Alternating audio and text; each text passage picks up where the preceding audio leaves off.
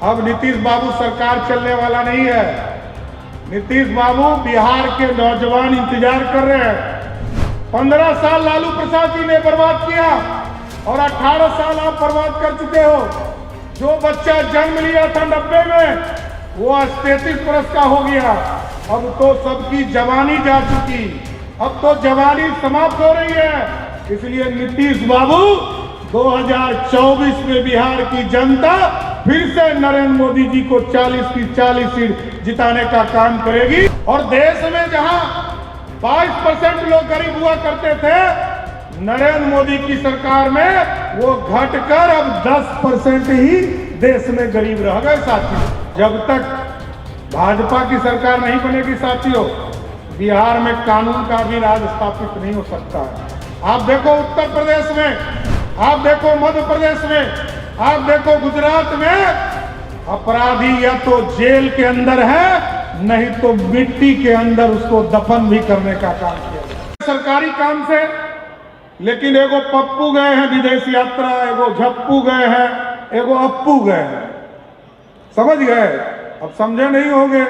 पप्पू तो समझ गए, एगो अप्पू जो है ये पटना वाला जो है नगर विकास मंत्री है, ये भी आजकल विदेश यात्रा में है। और एगो झप्पू है जो जनता दल यूनाइटेड का राष्ट्रीय अध्यक्ष है, ये भी झप्पू है, मंत्री नहीं बन पाए तो झपने का काम कर रहे हैं, ये झप्पू पाई है। इसलिए साथियों हमको तो तय करना है कि बिहार में नल जल योजना में 35,000 करोड़ रुपया खर्चा हुआ। साथियों मैं पंचायती राज मंत्री था, मैं पूरी तरह बताना चाहता हूं जनता दल यूनाइटेड के किसी साथी को हिम्मत है नीतीश बाबू भेजो। 34,000 करोड़ रुपया बिहार में खर्चा हुआ, उसमें से लगभग 22,000 करोड़ रुपया नरेंद्र मोदी की सरकार ने ग्रांट के तौर पर दिया पंचायतों को, वो पैसा खर्चा हुआ। आप कहां हैं? आप हो कौन? प्रधानमंत्री जी ने पैसा दिया, खर्चा किया मुखिया ने, आप क्रेडिट लेने वाले कौन हो भाई साहब? ये जानना चाहती है बिहार। अरे नाटक छोड़िए नीतीश बाबू, एक योजना का नाम बता दीजिए जो 2005 से लेकर आज तक आप मुख्यमंत्री हैं। अरे नीतीश बाबू, भाजपा तो ऐसी पार्टी है जिसने जनसंघ में, जब जनसंघ के स्वरूप में था, कर्पूरी ठाकुर जी को 2 बार मुख्यमंत्री बनाया। लालू जी जो जितना चिकरते हैं उनको हरदी किसने लगाया? भाजपा के 39 विधायकों ने 90 में पहली बार उनको मुख्यमंत्री बनाया। और नीतीश बाबू आप तो भूल ही जाइए, आपको तो 5 बार मुख्यमंत्री बनाया, तब भी आपको शर्म नहीं लग रहा है। ठीक कहा अमित शाह जी ने, अरे आपको तो शर्म लगना चाहिए कि 2020 में जब आपको 43 सीट भी आया तो देश के यशस्वी प्रधानमंत्री जी ने आपको मुख्यमंत्री बनाने का काम। और बिहार की महिलाओं को जब देखते हैं तो नीतीश कुमार जी कहते हैं कि हमने तो शराबबंदी कर दिया। अरे शराबबंदी कर दिया, शराब बंद हो गया? कहीं बंद है क्या?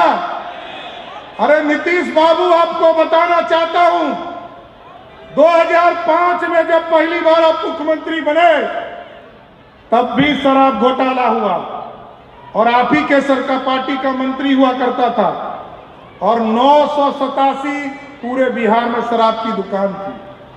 और जब आपने शराब बंदी किया 2016 में 11,000 से अधिक शराब की दुकानें थी।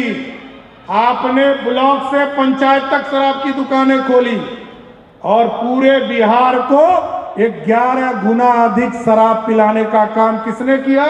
नीतीश कुमार जी ने किया साथियों। और आज क्या है?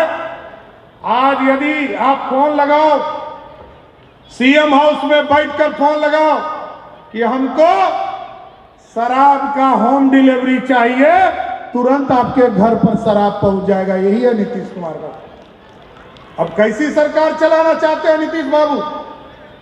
आप सोचिए। हम लोग तो ये देखते हैं, हम लोग जब सरकार में भी थे, कैबिनेट में थे, तो हम लोग देखते थे कि आधी बात तो भूल जाते हैं। गजनी फिल्म का हम लोगों को कभी कभी याददाश्त आता है कि देखते हैं कि गजनी फिल्म के जो हीरो हैं आमिर खान, उसकी याददाश्त 20-20 में चली जाती है। तो नीतीश कुमार जी को देखिएगा कि नीतीश कुमार जी को बीच बीच में याददाश्त चली जाती है और वो कहेंगे कि मैं एक दिन रात को सपने में उन्होंने देखा कि मैं रात को प्रधानमंत्री का पद ग्रहण कर रहा और दरभंगा पहुंचे। उन्होंने कहा कि मैं नीतीश कुमार देश का प्रधानमंत्री, यही है मेमोरी लॉस। उसके बाद उन्होंने कहा, बिहार विधानसभा में कहा साथियों कि मैं गृह मंत्री नीतीश कुमार। अब बताइए, ऐसा आदमी 1 घंटा मुख्यमंत्री रहना चाहिए? जिस तरह दंगल फिल्म में हमारी बहनें गाना गाती थी कि अब तो बापू तू तो सेहत के लिए हानिकारक हो, उसी तरह बिहार के सेहत के लिए 1 भी घंटा नीतीश कुमार मुख्यमंत्री है तो वो हानिकारक है साथियों। इसलिए आज बिहार के बजट को जिस तरह सुशील मोदी जी ने ठीक किया था साथियों 2005, आज जो विकास की थोड़ा सा स्वरूप आपको दिखता है तो भाजपा के सहयोग से जो सरकार चल रही थी 2005 से लेकर 2013 तक ही सरकार चली और 2013 के बाद से लेकर 2023 तक अब नीतीश कुमार सिर्फ सरकार बचा रहे, चला नहीं रहे। इसलिए हम लोगों को अब संकल्प लेना है साथियों कि अब देखिए, भारतीय जनता पार्टी में तो इतना हम लोग मंडल अध्यक्ष तक काम कराते हैं साथियों। हम लोग जिला अध्यक्ष को कहते हैं कि आप काम कराओ, यहाँ पर मंडल अध्यक्ष कोई है क्या? पासवान जी, ये देखिए मंडल अध्यक्ष हैं, इनसे अभिषेक जी इतना काम कराते हैं, यदि इनको भी केंद्रीय नेतृत्व तय कर दे कि ये बिहार के मुख्यमंत्री के उम्मीदवार होंगे तो ये नीतीश कुमार से 10 गुना अच्छा मुख्यमंत्री होगा। ये 10 गुना भाजपा का कोई कार्यकर्ता, भाजपा का कोई भी कार्यकर्ता यदि बिहार का मुख्यमंत्री के गद्दी पर बैठेगा तो हम आपको स्पष्ट बताना चाहते हैं 2024 में नीतीश कुमार जी को ये बताने का काम करना पड़ेगा बिहार की जनता को कि नीतीश बाबू और लालू जी 2024 में आपके वोटों की संख्या हाफ होगी और 2025 में पूरी तरह साफ होगी।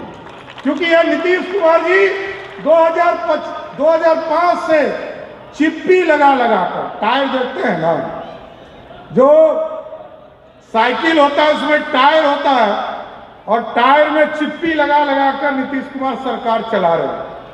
अब नीतीश बाबू सरकार चलने वाला नहीं है। नीतीश बाबू बिहार के नौजवान इंतजार कर रहे हैं। 15 साल लालू प्रसाद जी ने बर्बाद किया और 18 साल आप बर्बाद कर चुके हो। जो बच्चा जन्म लिया था 90 में वो 33 वर्ष का हो गया। अब तो सबकी जवानी जा चुकी, अब तो जवानी समाप्त हो रही है। इसलिए नीतीश बाबू 2024 में बिहार की जनता फिर से नरेंद्र मोदी जी को 40 की 40 सीट जिताने का काम करेगी और 2025 में भाजपा की सरकार बनाकर बिहार में कमल का पहली बार कोई मुख्यमंत्री बनाने का काम करेगा साथियों। हाँ साथियों, आप समझिए उत्तर प्रदेश बिहार, मैं बार बार तुलना इसलिए करता हूं साथियों कि आप उत्तर प्रदेश देखो, वहां 12 जगह पर एयरपोर्ट बन रहे हैं और बिहार के बगल में झारखंड है जो गरीब प्रदेश था, हमसे अलग हुआ, वहां 4-4 एयरपोर्ट बन रहे हैं। और हमारे यहाँ क्या हुआ, जो पुराना एयरपोर्ट है मैंने ही बीटा का समझौता किया था। हमको कहा गया था नीतीश कुमार जी के द्वारा कि आप राजगीर में समझौता करके आओ। भारत सरकार ने कहा मैं राजगीर भी बनाऊंगा, आप बीटा बनाओ। और बीटा जब बनाने का सहमति दिया, आज लगभग 9 साल हो गए, जमीन नहीं मिला। पटना एयरपोर्ट पर 1200 करोड़ रुपए खर्चे हो रहे हैं भारत सरकार के, लेकिन वहां बड़े बोइंग नहीं उतरेंगे। जितना आज उतरता है उतने ही उतरेंगे, इतना ही महंगा टिकट रहेगा साथियों। और बिहार में एक नया एयरपोर्ट बना, वो दरभंगा, वो भी अभी पूरा नहीं हुआ। इसलिए साथियों, पूर्ण रूप से ऐसा बिहार बनाना है, बिहारीपन को जगाना है और बिहार के नौजवान बाहर नहीं जाए, आज आप समझिए, हम लोग दिल्ली जाते थे, बॉम्बे जाते थे, 2000 किलोमीटर बॉम्बे है, 1000 किलोमीटर दिल्ली है साथियों।